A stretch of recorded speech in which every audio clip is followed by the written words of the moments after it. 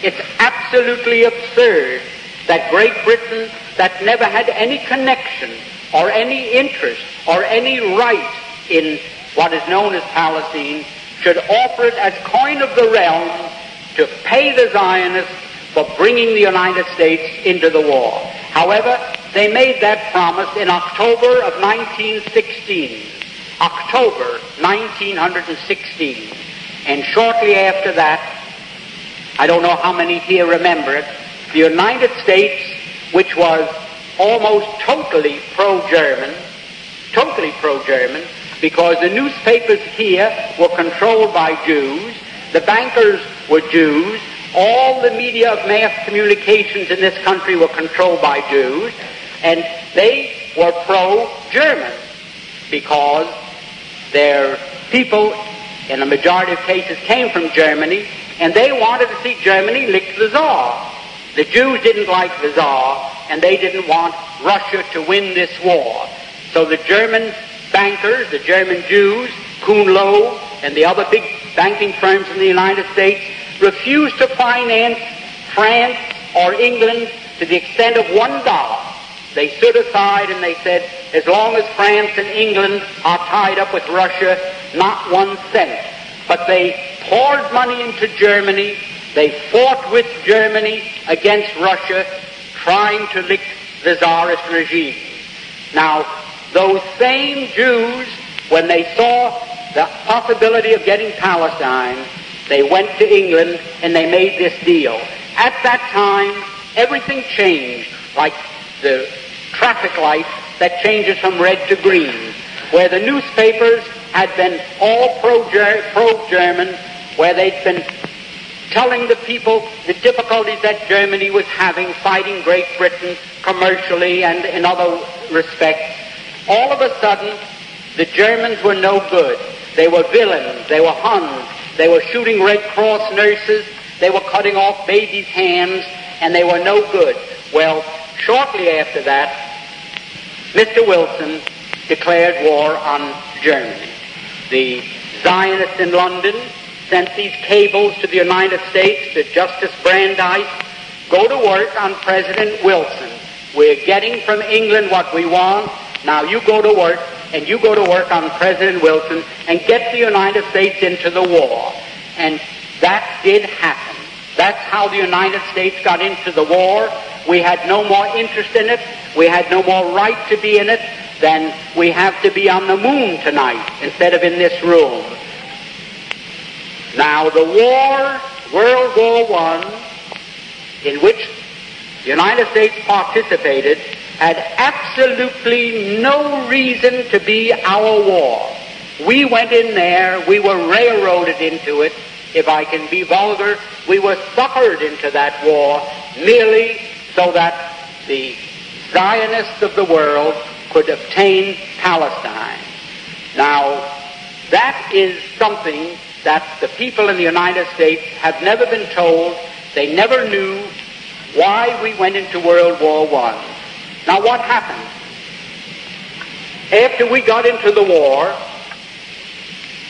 the Zionists went to Great Britain and they said, well, we performed our part of the agreement. Let's have something in writing that shows that you are going to keep your bargain and give us Palestine after you win the war. Because they didn't know whether the war would last another year or another 10 years. So they started to work out a receipt. The receipt took the form of a letter, and it was worded in very cryptic language so that the world at large wouldn't know what it was all about. And that was called the Balfour Declaration. The Balfour Declaration was merely Great Britain's promise to pay the Zionists what they had agreed upon as a consideration for getting the United States into the war. So this great Balfour Declaration that you hear so much about is just as phony as a $3 bill, and I don't think I can make it more emphatic than that. Now, that is where all the trouble started. The United States was in the war. The United States crushed Germany. We went in there, and it's history, you know what happened. Now, when the war was ended, and the Germans went to Paris, to the Paris Peace Conference in 1919, there were 117 Jews there as a delegation representing the Jews, headed by Bernard Baruch. I was there, I ought to know. Now what happened?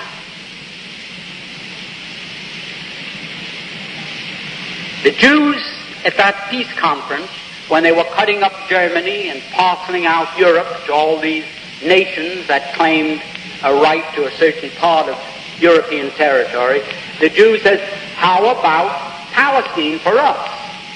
And they produced, for the first time, to the knowledge of Germans, this Balfour Declaration. So the Germans, for the first time, realized, oh, that was the game. That's why the United States came into the war. And the Germans, for the first time, realized that they were defeated. They suffered this terrific reparations that was slapped onto them because the Zionists wanted Palestine. And they were determined to get it at any cost. Now that brings us up to another very interesting point. When the Germans realized this, they naturally resented it. Up to that time, the Jews had never been better off in any country in the world than they had been in Germany. You had Mr. Rothenau there, who was maybe 100 times as important in industry and finance as Bernard Baruch in this country. You had Mr. Ballin, who owned the two big steamship lines, the North German Lloyd and the Hamburg American line, thank you. You had Mr. Bleichroeder, who was the banker for the Hohenzollern family. You had the Warburgs in Hamburg, who were the big merchant bankers, the biggest in the world. The Jews were doing very well in Germany. No question about that. Now, the Germans felt, well, that was quite a sellout. It was a sellout that I can best compare. Suppose the United States was at war today with the Soviet Union. And we were winning. And we told the Soviet Union, well, let's quit. We offer you peace terms. Let's forget the whole thing. And all of a sudden, Red China came into the war as an ally of the Soviet Union. And throwing them into the war brought about our defeat, a crushing defeat, with a reparations the likes of which man's imagination cannot encompass. Imagine, then, if we found out that it was the Chinese in this country, our Chinese citizens, who all the time we thought they were loyal citizens working with us, were selling us out to the Soviet Union, and it was through them that Red China was brought into the war against us. How would we feel in the United States against Chinese? I don't think one of them would dare show his face on any street.